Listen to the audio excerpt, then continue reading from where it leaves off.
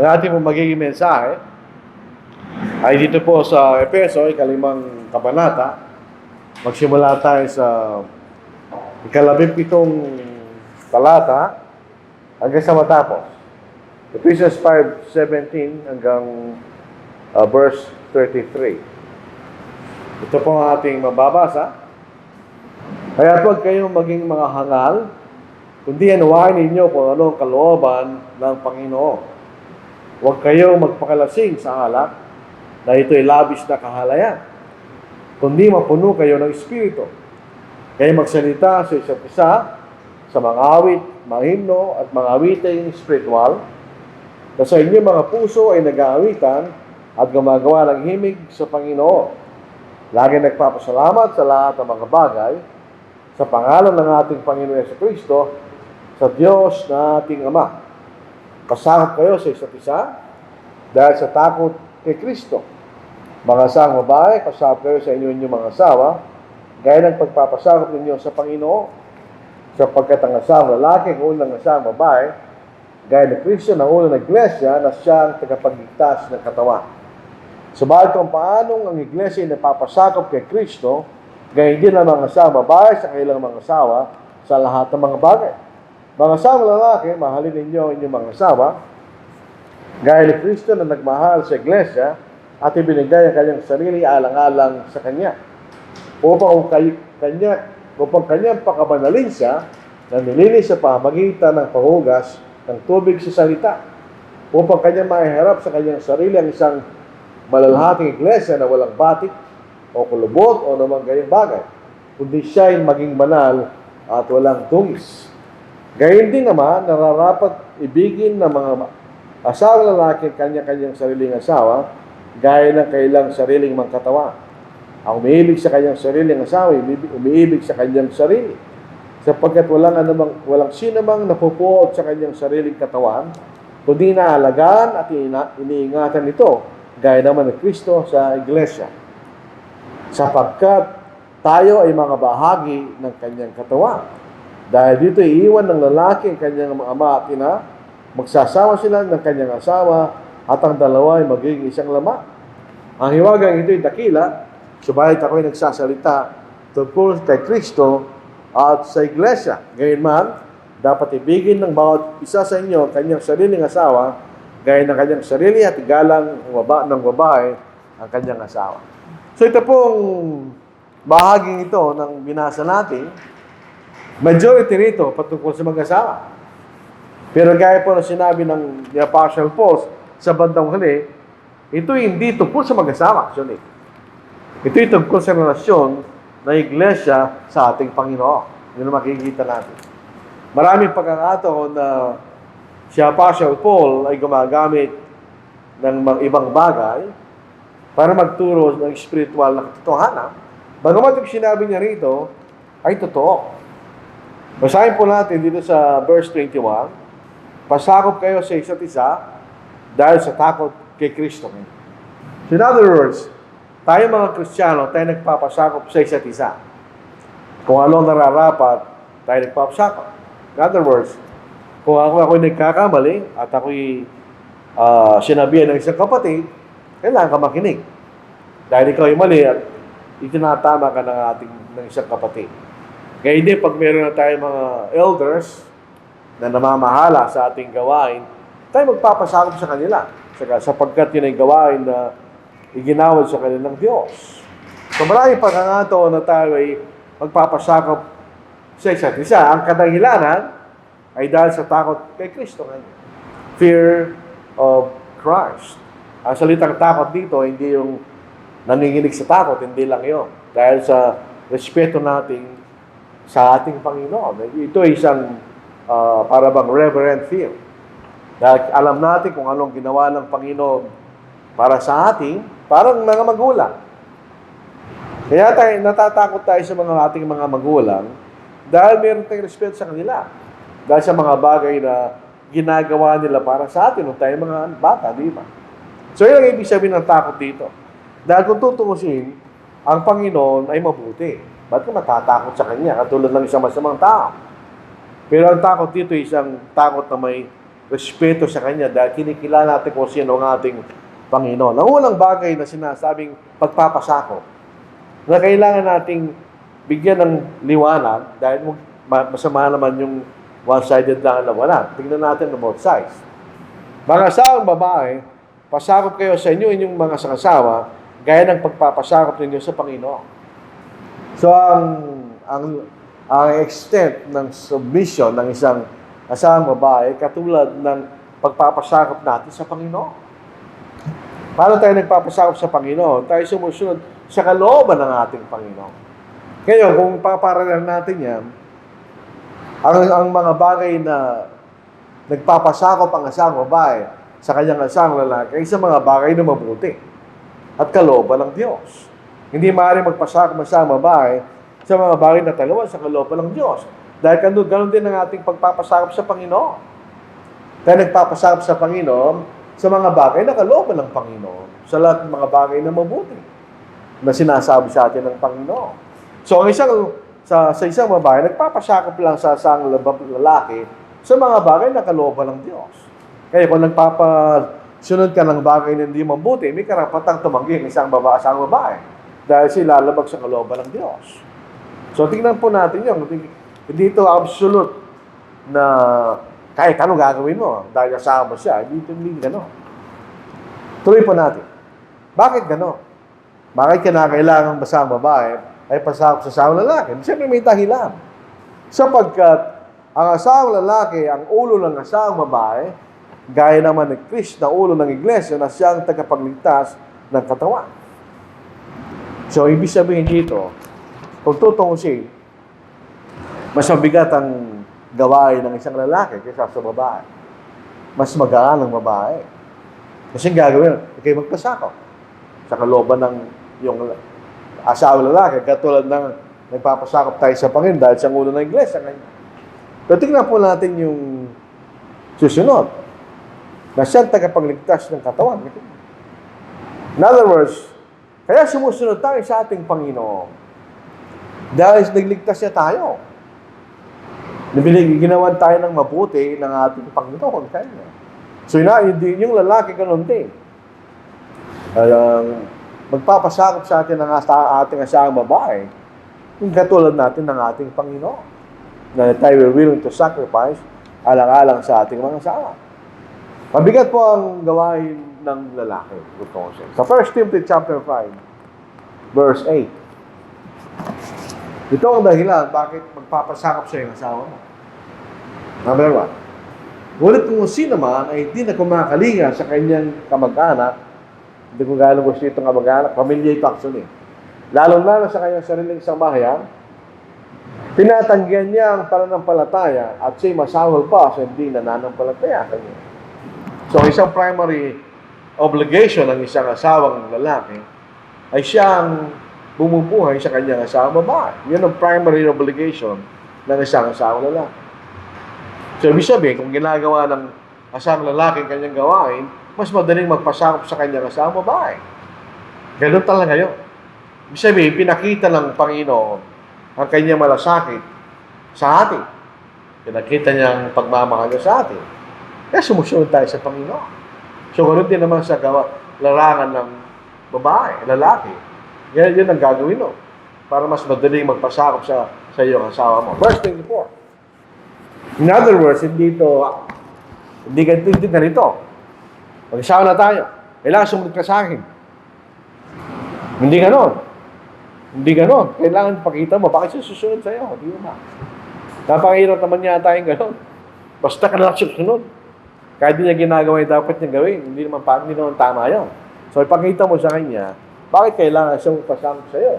Katulad ng ipinakita ng ating Panginoon. Verse 24. Subalit kung paano ang iglesia nagpapasangkot kay Kristo, tandaan natin yung premise. Bakit nagpapasangkot ang iglesia sa Panginoon? Dahil si Kristo namatay para sa atin. Di ba?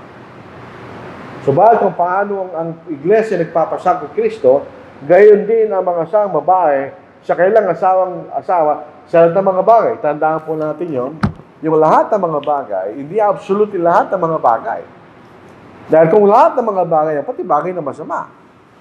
Hindi siya lahat ng mga bagay, ay yung mga bagay na kaloob ng Diyos. Ibig sabihin, mga bagay na mabuti, hindi mga bagay na masama. Bigyan tayo ng halimbawa. Paano kung ang asawa mo, drug addict? Sasabihin niya sa'yo, asawa kita, magpasa ka pa sa akin. Mag-drugs tayo, kanya. Pwede ba yan? Pwede ito magiging babae, lalo kung Kristiyano siya. Hindi kung gagawin, masama yun eh. So, hindi na absolutely na galong bagay. Yung lahat ng mga bagay, ito ay dinidescribe ng mga bagay na kalooban ng Diyos. Ayan, tandaan natin yan. Sa verse 25, hindi ko maintindihan itong mga Biblia natin ng mga langsalin. May mga bahagi na tama, may mga bahagi na hindi. Bibigyan kayo ng halimbawa. Dito sa verse, ang pagkakaiba ng verse 25 at saka verse 28. Mga asawa, lalaki mahalin, tamang salin nyo. Sa palagi kong sinasabi, pagka lumalaon ng mag-asawa, minsan wala na silang pag-ibig. Wala na yun. Wala na yung romantic something, wala na yun. Ang natitira yung pagmamahal. Yung pagmamahal na yun, walang kaugnayan sa damdamin. Yun yung may kaugnayan doon sa obligasyon mo na gawin mo mabuti para sa kanya. Yun ang ibig sabihin. No? Hindi mo natin expect na hanggang 70 years old kayo, magkahalikan kayo ng, hindi mawawala yun, siyempre. Physical yun eh. At may hangganan yun. Maaaring meron pa rin yakap-yakap, hanggang doon na lang. Pero ang matitira doon, ay mas malalim doon. Isandaan po natin, natural na nangyayari sa lahat ng tao. Nagsisimula ang lahat ng mga bagay with something na merong physical attraction, nagsisimulain eh. Ganun talaga yun. Meron siya, nakita siya na gusto niya. Ang lalapis siya, magpapakilala until something is developed. Yun ang simula. So, yung pag-ibig at saka yung pagmamahal, magkaiba yun. Yung ibig, kanya. May ibig, may gusto ka kanya. So, tama yung gusto kita. Sa simula. Kaya pagdating ng panahon, wala nang gusto eh. May ilan papalit ng pagmamahal. Utos ito. Hindi mo na pwedeng, sabi nga ng mga matanda, hindi mo na pwedeng turo ng puso kaya na. So, hindi yung pinag-uusapan dito. Utos ito eh. Mahalin nyo kanya. Hindi utos yun. Utos yun, mga kapatid. So, hindi ito tumutungkol sa primary, yung tungkol sa romantic love. Hindi yun. Mahalin mo kanya, yung inyong mga asawa, gaya na Kristo nagmahal sa iglesia kanya. Ang ginawa ng Panginoon, kaya minahal ng iglesia, dahil taliwas doon sa damdamin niya, na niligtas tayo ng Panginoon, tayo kaaway niya. Dahil tayo mga makasalanan, dito sa Romans chapter 5. Para makita po natin yung impact ng salitang mahal. So dito sa Romans chapter 5, kahit dito hindi tama yung sali. Verse 8. Subalit pinatunayan ng Diyos ang kanyang pag-ibig kanya. Pagmamahal dapat ang salin dito, hindi pag-ibig. Pagmamahal kanya. Sa atin, na noong tayo yung mga makasalanan pa, si Kristo namatay para sa atin. Lalo pa nga ngayong tinuturong tayong ganap sa pamamagitan ng kanyang dugo, ay maliligtas tayo sa galit ng Diyos sa pamamagitan niya. Sapagkat kung noon nang tayo mga kaaway, so ang damdamin ng Diyos sa atin, bago tayo naging Kristiyan, tayo kaaway ng Diyos. So ang damdamin ng maging basya ng Diyos, papatayin tayo ng Diyos. So hindi damdamin ng basya ng Diyos. Sapagkat kung noong ang tayo mga kaaway, ay pinakipagkasundo tayo ng Diyos sa pamagitan ng kamatayan ng kanyang anak, lalo ngayon pinagkasundo na, ay maliligtas tayo sa pamagitan ng kanyang buhay ngayon. So, babalik tayo dun sa Ephesians chapter 5, ganoon din yun. Ibig sabihin, dito, walang kaugnayan sa anumang sa damdamin mo. Kundi ito yung obligasyon mo sa Diyos, kanya. Nagmahal sa iglesia, at ibinigay ang kanyang sarili, alang-alang sa kanya. Ngayon, ano naman ang gagawin ng lalong babae? Ngayon, magkaiba eh. Sa verse 33, gayon man, dapat ibigin o mahalin ng bawat isa sa inyo ang kanyang sariling asawa gaya ng kanyang sarili. Anong gagawin ng babae? Sabi rito, at igalang ng babae ang kanyang asawa. So yun na makikita nating, kumbaga, north and south ng magnet. Yung north, yung lalaki, mahalin mo yung asawa gaya ng sarili kanya. Pagkatapos yung babae, ang gagawin niya para magdikit yung magnet. Sabi nito, igalang ng babae kanyang asawa kanya. Yun ang nagdidikit yung dalawa para magkaayos yung dalawang lalaki, babae. So dito sa verse 28, gayon din naman kanya, kasi ang gusto ng Panginoon, sa verse 27, ay yung iglesia ay maligtas. Mapabuti iglesia kanya. So dito sa verse 28, gayon din naman, nararapat mahalin, ibigin. Mahalin. Kasi tayo, nalilimit tayo din sa mahalin, yung romantic feeling. Kasama yun. Pero ito. Kaya hindi naman nararapat mahalin ng mga siyang lalaki, kanya-kanyang sariling asawa, kaya ng kanyang sariling katawan. So yung pagpapahalaga mo sa katawan, hindi sa iyong asawa. Sapagkat walang sino bang napupod sa kanyang sariling katawan, kundi inaalagaan, iniingatan ito, gaya naman ng Kristo sa iglesia, parangin gano'n. Dahil ang pinag-uusapan dito, kaya describe ang relasyon ng mag-asawa, dahil ito rin ang relasyon ng Kristo ng iglesia sa ating Panginoon. Yun ang relasyon nila kanya. Ang iglesia sumusunod sa Panginoon, sapagkat ang Panginoon ay iniingatan niya iglesia kanya. Kaya ginagalang ng iglesia ang ating Panginoon at sila'y sumusunod. Kaya dito sa verse 33, gayunman, dapat mahalin o ibigin ng bawat isa sa inyo kanyang sariling asawa gaya ng kanyang sarili at igalang ng babae kanyang asawa kanya. Ang pinakaunang paglalapastangan na makikita natin ay sa simula. Sa Genesis chapter 3, basahin po natin.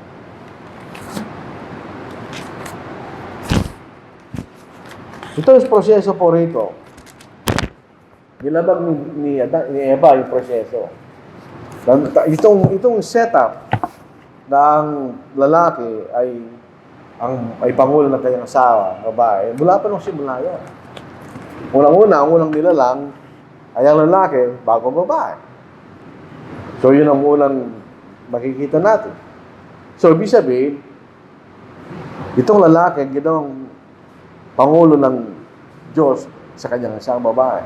So anong ginawa ni Eva? Basahin natin. So verse 1, ang ahas nga higit na tuso ay salin man sa mga mailap na hayop sa parang nanalika ng Panginoong Diyos. Bagamat ginamit ko yung salitang ahas, hindi ito yung ahas na nakikita natin. Hindi siya ahas na nakikita natin na umuusad sa lupa. Hindi ba klaseng ahas ito? Kasi kung titignan natin sa English, ano po? Genesis chapter 3. Ibang ginamit na salita. Dito sabi, now the serpent was more cunning than any beast. Yung beast din ng malalaking mga hayop na nilalang ng Diyos. Balik tayo sa Genesis chapter 1. At dito po sa verse 24. Then God said, let the earth bring forth the living creature according to its kind, cattle and creeping thing, and beasts of the earth. It's according to its kind, and it was so. And God made the beasts of the earth according to its kind, cattle according to its kind, and everything that creeps on the earth according to its kind. God saw that it was good. Yung beast, ito yung malaking hayop. Malalaki silang hayop. At sila ay naglalakad. Tandaan natin yan. So, kung yung ahas dito, ay yung ahas na nakikita natin na umuusad, paano siya naparusahan sa umusad? Ganun na sa dati. Ang kaparusahan ng isang bagay na ayaw mo. Kung dati ka naglalakad at bigla kang uusad, ayaw mo yun. Parusa yun. So, ito makikita natin. Tuloy na po natin. Ang ahas nga higit na tuso, kaysa alinman sa mga mailap na hayop, sa parang nanalika ng Panginoong Diyos. Sinabi niya sa babae, sinabi ba ng Diyos, huwag ninyong kakainin ang mula sa alinman punong kahoy sa alamana. At sinabi ng babae sa ahas, makakain namin ng bunga ng mga punong kahoy sa alamana. Subalit, sinabi ng Diyos, huwag niyong kakain ng bunga ng punong kahoy na nasa gitna ng alamanan. Huwag din ninyo itong ihipuin kundi kayo mamamatay. Subalit sinabi ng ahas sa babae, tiyak na hindi kayo mamamatay. So, kasanungalingan yun, di ba?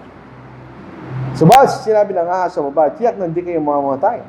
Sapagkat nalalaman ng Diyos na kapag kayo kumain noon, ay mabubuksan ang inyong mga mata at kayo magiging kagaya ng Diyos na nakakilala ng mabuti at masama. Kaya at nang makita ng babae ng bunga ng punong kahoy ay mabuting kainin, na kalulugod sa paningin na dapat nasahin upang maging matalino, siya'y pumitas. Yan ang problema niya. Kaya nagkasala siya. Dahil ang dapat ginawa ni Eva, kinausap po niya si Adan. Kaya pwede ba natin kainin yung punong kahoy na yun? So siya nagdesisyon sa sarili niya. So siya'y kumain. O hindi tayo one-sided, meron din problema yung lalaki dito. Sabi rito, kinain yan. Kahit na makita ng babae na ang bunga ng punong kahoy mabuting kainin, na kalulugod sa paningin na dapat nasahin upang maging matalino, siya'y pumitas ng bunga nito at kinain ito. At binigyan din naman ng kanyang asawa na kasama niya at siya'y kumain. May problema na si Adam. Dahil si Adam ang sinagsabihan ng Diyos. Alam niya yung batas na huwag silang kakanin doon sa pinagbabawal ng punong kahoy. Pero siya mismo, kumain siya. So meron din siyang problema, pansinin natin. Sa verse 6, inutos ng Panginoong Diyos sa lalaki na sinabi, malaya ka makakain mula sa lahat ng punong kahoy sa alamanan, subalit mula sa punong kahoy, ng pagkakilala ng buti at masama, huwag kang kakain. Sapagkat sa araw na ikay kumain yun, ay check ng mga matay. Wala si Eva nun. Ang kausap niya si Adam. So ibig sabihin, meron silang kakulangan. Si isa, siya'y kumain, na hindi sinabi kay Adam, at siya daw ay kumain din. So siya daw walang respeto sa kautos ng Diyos. At si Eva ay walang respeto sa kayusan na binigay ng Diyos. Nung sila maparusahan, ito yung kaparusahan sa babae. Yung lalaki, pinahirapan siya ng Diyos sa paghahanap buhay. Mahihirapan siya kanya. Mula sa pawis ng Noy, kakain ka kanya, hanggang kayo mamatay. So dati wala silang kamatayan, ngayon mamamatay sila. Ano yung kaparusahan sa babae? Basahin po natin. Sa verse 16.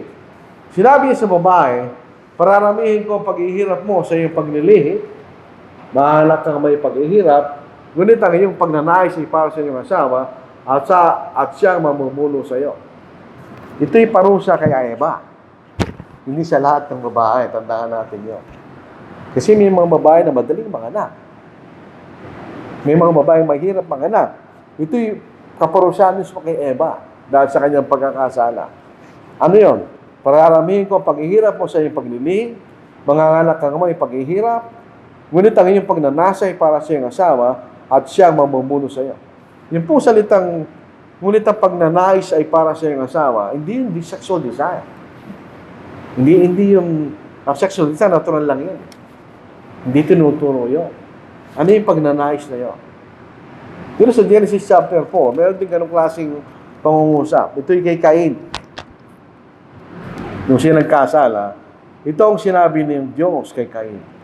Sa Genesis chapter 4, verse 6, ang verse 7. Kung ikaw ay gawa ng mabuti, hindi ka ba tatanggapin? At kung hindi ka gawa ng mabuti, kasalanan na nag-aabang sa pintuan, ganyan. Ikaw nais nito, ganyan. Ano ibig sabihin? Parang pangungusap yun. Ibig sabihin, gusto kanya-kanyang i-control ng kasalanan ganyan. So, balik, kailangan madaig mo ito ganyan. So, ganun din sa Genesis chapter 3. Ang pagnanasa ni Eva ay siya'y manguna sa kanyang asawa. Pero sabi ng Diyos, siya ang mamumuno sa iyo kanya. So, yan ang kaparusahan na naibigay kay Eva. Kaya ang makikita natin dito, ang natural order ng mag-asawa, ang leader ay lalaki, ang babae sumusunod sa asawa niya. Yun ang sinasabi ng Diyos. Pag nilabag natin yun, katulad na nangyari sa kay Eva at Adan, sila ay nagkasala sa Diyos at sila pinalayas sa alamanan. So makikita natin dito, itong bagay na ito ay hindi ito arbitrary. Kagaya ng kiniisip ng ibang lalaki, kailangan sumunod ka sa akin, kahit gusto mo, hindi gano'n. Katulad ng Panginoon, ipinakita niya ang kanyang pagmamahal at pagmamalasakit sa atin, kaya tayo kailangan magpasakop sa Kanya. So, ganoon din sa mga asawang lalaki. Kaya kailangan gawin natin ang ating obligasyon in regards sa ating mga kasama upang sila magpasakop sa atin.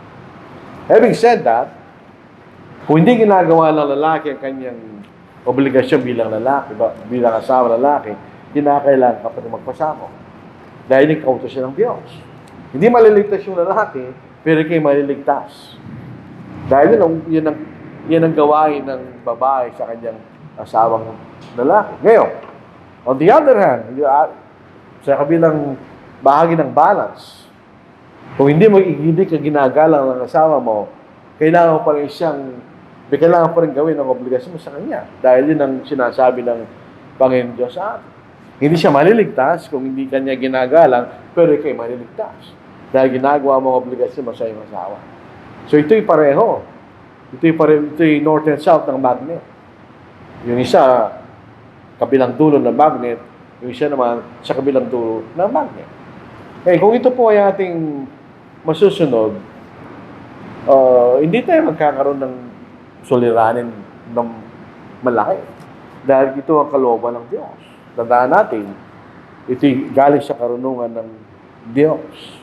Ang konstitusyon ng lalaki, siya yung leader. So para siya maging matagumpay sa anumang bagay na kanyang gagawin, ang asamang babae nasa kanyang likod. Siya yung sumusuporta sa kanya sa anumang bagay na kanyang ginagawa. Yun talaga yung order, no? Pag naging matagumpay ang asawa mo, ikaw rin na magiging matagumpay. Yung pareho lang yun eh. Pag hindi mo siya sinusuportahan at hindi siya nagtagumpay, hindi ka rin magtatagumpay. Kailangan kayong dalawa. Team effort ito eh. Kailangan kayong magkaintindihan sa inyong sariling gawain. Yun na makikita natin sinasabi ng ating Panginoon. On the stream, kung pupunta tayo sa 1 Peter, sa panahon po ni Sarah at ni Abraham, to the extent na si Sarah, tinawag niyang Panginoon si Abraham. Nung sinabi ng Diyos, manganganak ka kanya, sabi niya, natawa siya eh. Sa tanda kong ito, kanya, at ng aking Panginoon, ngayon pa lang kayo magiging masaya. Lalo sa tanda namin ito, mag-enjoy pa kami ng ganyan. Yung sinasabi ni Sarah, tinawag niya ang Panginoon, si Abraham. Hindi na po na sa 1 Peter chapter 3. Magkaiba po kasi ang nature ng lalaki sa babae. Ang lalaki, leader yan. Ang babae, hindi. So, yung espiritu ng dala magkaiba. Ang lalaki, kailangan maitayo niya kanyang tiwala sa sarili niya para magtagumpay siya sa bagay na kanyang ginagawa. Yun ang role ng lalaki. Gayun din naman kayo mga asawa, babae, pasakop kayo sa inyong sariling asawa, kahit ang ilan sa kanila hindi sumusunod sa salita. O kahit hindi pa Kristiyano, kaya mag-usap ka, upang may kahit nang walang salita sa pamagitan ng ugali ng kanyang kailang asawang babae.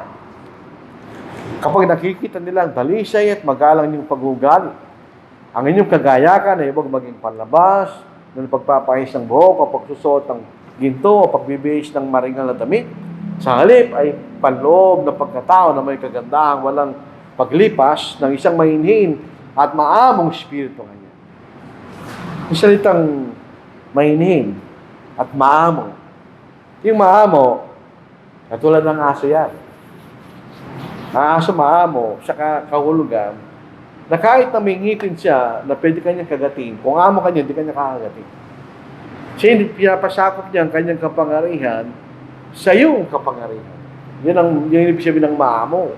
So, sabi rito, na pinapasakop ng babae ang kanyang kapangarihan sa kapangyarihan ng kanyang asawa kanya. Katulad natin, na pinapasakop natin ng ating kapangyarihan, kalayaan, sa kapangyarihan ng Diyos. Sapagkat ng unang panahon, ay ganito ginayakan ng mga banal na babae na umaasa sa Diyos ang kailang sarili. At sila nagpasakop sa kanilang mga asawa. Tulad ng pagsunod ni Sarah kay Abraham, na kanyang tinawag na Panginoon. At kayo ngayon ay mga anak niya kung gumagawa kayo ng mabuti at di kayo natatakot sa namang pananakot kayo. Dito sa verse 7. Dito po, nung ako po ay bago-bagong nag-aaral, hindi ko gusto maintindihan. Bakit sinasabi na ang babae ay marupok na sisidlan? Ibig sabihin ng babae, mas mahina sa lalaki. Hindi lang ibig sabihin, no? Alam nyo, meron po tayong lalagyan ng mga bulaklak. Ako din yung salita nun ay vase. Pero yung mahal na lalagyan ng tawag nila ay vase. Yung pong mga mahal na lalagyan ng halaman, mas manipis yun. Mas manipis ang kailang pagkagawa. Dahil ito mas mahal. So, kailangan mo siya ingatan para wag siya mabasa. Yun ang ibig sabihin ng sinasabi nito ni Apostle Peter. Likewise, husband likewise dwell with them with understanding. Ito po isang malaking challenge sa mga lalaki. Kasi marami na ako nag-uusap. Nagbibiro lang siguro sila, pero hindi ko alam kung seryoso sila. Ang sabi ng isa, ang babae mahirap maintindihan kanya. Pero hindi ka mabubuhay kung walang babae, kanya lang. So, imagine yung constitution ng babae, mas complex kaysa sa lalaki. Kasi yan talagang constitution na complex talaga. Tingnan nyo, tayo lalaki, ganun lang, walang nangyayari sa atin. Pero yung babae, once a month, nagme-mens siya. At sa panahon na nagme-mens ang babae, hindi normal ang kanyang nararamdaman. Kahit ang kanyang kaisipan, hindi normal. Dahil doon masakit na nararamdaman niya. So, meron siya complexity sa kanyang emosyon kaysa sa lalaki. Sabi rito, giving honor to the wife as to the weaker vessel, hindi sa kahulugan na ito'y mas mahina kaysa sa lalaki. Kundi ito isang lalagyan na mas delicate kaysa sa lalaki. Ang lalaki, kung maglalagyan ng bulaklak, yung lalaki mas makapal siya, yung clay, yung lalaki. Yung babae, yung mahal, porcelain na lalagyan. Mas mahal yun, di ba? Pero mas madaling masira. Siguro, sabi nga po ni Brother Ronaldo, mas sensitive pang constitution ng mga babae kaysa sa mga lalaki. Dahil yun ang kailangan ng babae para maging ina siya. Kasi pagka nasaktan yung bata at pupunta sa mama, ang sasabihin na mama, malayo sa pito, kaya ganyan. Yung nasasabihin niya, yung babae, yung sasabihin niya. Hanggang gamutin niya yung ano ng anak niya. Merong tenderness na wala sa lalaki. Yun ang pagkakaiba ng dalawa, kaya balance po yun. Kaya yung babae, dapat huwag tayo maging lalaki. Ang lalaki kasi, yan ang babaksik, etc. Hindi na babaksik, yung matigas. Kailangan sa leader yun. Yung babae, hindi siya matigas. Kapag ka magtigas, kakatulad lang sa amo, parang nag-asawa na lalaki. Kasi ang babae, siya, ma-tender, kaya yung tender, loving care, at sa babae, wala sa lalaki yun. Yung lalaki, papakainin ka niya, bibigay ka, yun doon lang siya. Pero yung babae, iba yung constitution niya. Kaya magkaiba yung dalawa. Hinahanap ng babae ang security ng lalaki. Angatan siya, alagaan siya. Hinahanap ng babae yun. Anong hinahanap ng lalaki? Hindi ka nag-aanap ng security. Security guard ka na eh. Ano yung pa security guard? Hahanapin mo yung TLC ng asawa mo. Yan ang balance ng dalawa. So, ibig sabihin, kung lalaki ka at nag-asawa ka, kailangan mo harapin yung responsibility. Ikaw mag-aanap buhay. Ikaw ang gagawa ng paraan para mabuhay yung pamilya mo. Yung tutulong yung babae, very good. Pero primary obligation na yun sa lalaki. Kailangan tindikin mo yun. Kailangan kang ikaw, kahit anong gawin mo, magpagod ka para sa pamilya mo. Yan trabaho mo. Kaya kung wala sa bahay. Ang natitira yung babae. Yun ang kaharian niya. Sa kabilang banda, ang babae, ikaw mag-aalaga sa asawa mo. Yun ang trabaho ng dalawa. Misa may compromise. Talagang gano'n. Meron kakulangan lang bawat isa, you have to compromise. Pero doon pa rin yung basic definition ng relationship na yun. Ang lalaki ang pangulo, ang babae ang sumusunod, nasa likod ng babae. Ito po yung kasabihan na sa likod ng isang matagumpay na lalaki ay isang babae. Totoo yun. Kung hindi magtatagumpay yung asawa mo, kung wala yung asawa. Eh, hindi naman 100% yan eh. Hindi naman tayo perfecto mga tao. May mga kahinaan ang mga asawa natin, meron din kahinaan yung mga asawa ng lalaki. Pero ito ang ibig sabihin ng sinasabi ng Panginoon. Kung gusto natin, ibig sabihin, kung gusto natin may babae, lalaki, talagang ibigay niya lahat sa'yo, ibigay mo lahat sa kanya. Ganun yung dalawa. Ganun yun. Give and take eh. Kung gusto mo na ganito gusto ko ka mo. Kailan gawin mo ng gusto niya. Give and take ka. Pero compromise, siyempre. Tao lang tayo eh.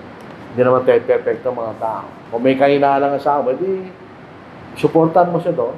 Kung kahinaan, supportan ka rin niya. Kaya ka nag-asawa ka. Nakikita ko yung wala namang pag-aasawang walang problema eh. Palagi namang meron. Hindi naman mawawala yun. Sa araw-araw ng buhay, kayo nakikita eh. Hindi pwedeng hindi kayo magkakaroon ng problema. Hindi ako naniniwala na may mag-asawa hindi nag-aaway. Pero kahit pamisan-misan, nag-aaway kayo, normal lang yun.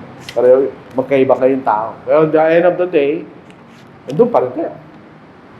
Ginagawa pa rin natin ng obligasyon na ibinigay sa atin ng Diyos. So hindi na arbitrary isipin natin. Ako, ang lalaki, sumunod ka sa akin. Kanto boy yun. Kanto boy mentality yun. Sabihin, kung susunod tayo sa walang sulatan, gagawin mo obligasyon mo. Eh, nasa mga asawa natin, gagawin nilang obligasyon nila. Kung ginagawa yung obligasyon, hindi mo ginagawa obligasyon mo, kasalanan mo yun. Maharap tayo sa Panginoon sa mga bagay na ginagawa natin. Pero pag binabasa po natin itong Ephesians chapter 5, yung Biblia, hindi naman siya, wala chauvinism, wala naman gano'n. Parehong mahalaga yung babae at lalaki. Magkaiba lang kayo ng pagkahalagaan. Pero at the end of the day, mahalaga yung lalaki. Sabi ng mga babae, sinasabi nila ito eh, mabubuhay daw sila na walang lalaki. Pero yung lalaki, hindi na siya mabubuhay na walang babae. In some sense, ito yun. Kasi ang nature ng babae, makikita na sa Genesis chapter 3. Bakit siya nilalak? Sa Genesis chapter 2 pala, bakit siya nilalak? Yung lalaki, hindi niya kaya mag-isa. Pero yung babae, siguro kaya niya kasi siya naging binigay ng Diyos sa kanya eh, para makasama niya. Dito po sa Genesis chapter 2, verse 18. And the Lord God said, it is not good that man should be alone. I will make him a helper comparable to him. So, hindi siya pwede maging asawa yung mga hayop sa paligid niya. So, pumili siya ng asawa sa lalaki, nakatulad niya, tao rin. So, yung sinabi niya rito, hindi mabuti sa lalaki ang maging mag-isa. So, by sa inference, mahihirapan ng lalaki mag-isa. Pero yung babae, dahil siya yung gumagawa ng mga bagay na paglilingkod kanya, pwede siyang mabuhay na walang lalaki siguro. Kasi yung mga Amerikano, sabi nila, pagka daw na-beauty yung lalaki, yung Amerikano, sabi nila, tumitingin na siya naman sa nakikipaglibing kung sino ipapalit sa asawa niya. Pero pag ang babae naging byuda, minsan hindi na sila nag-aasawa. So, minsan mas kaya nilang mag-isa kaysa kung sa lalaki na walang kasamang babae. Meron tayo nakikita mga babae na nagtatrabaho. So, kaya nila magtrabaho para buhay lang sarili nila. Pero yung lalaki, nahihirapan siyang mabuhay na walang isang babae na sinasabi ng Bangong Sulatan. So, anong konklusyon ng ating pinag-uusapan? Ito pong Ephesians chapter 5, ito yung bahagi ng ating pananampalataya. Kailangan nating sumunod doon sa sinasabi ng Panginoon para maging madali sa atin na magawa natin ito. Kailangan gawin ng bawat isang kanyang gawain. Katulad ng isa loob ng iglesia, para maging madaling gawain natin, kailangan gawin ng bawat isang ating gawain. At magkakaroon tayo ng mahusay na gawain sa Panginoon. Dito sa Romans chapter 12, katulad din po ng pag-aasawa kanya. Verse 1, na masusunod, I beseech you therefore, brethren, by the mercies of God, that you present your bodies a living sacrifice, all acceptable to God, which is a reasonable service. And do not be conformed to this world, but be transformed by the renewing of your mind, that you may prove what is the good and acceptable and perfect will of God. Verse 3, for I say through the grace given to me to everyone who is among you, not to think of himself more highly than he ought to think, but to think soberly, as God has dealt to each one a measure of faith.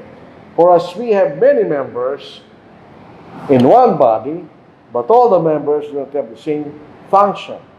So we, being many, are one body in Christ, and individually members of one another. So ganoon din sa relasyon ng mag-asawa. Ang mystery nga po doon sa kapitulo na yon, ang pinag-uusapan doon na iglesia at ang Panginoon. Pero ginamit ni Pablo sa isang marunong na paraan yung relasyon na yon para maipakita yung relasyon ng mag-asawa.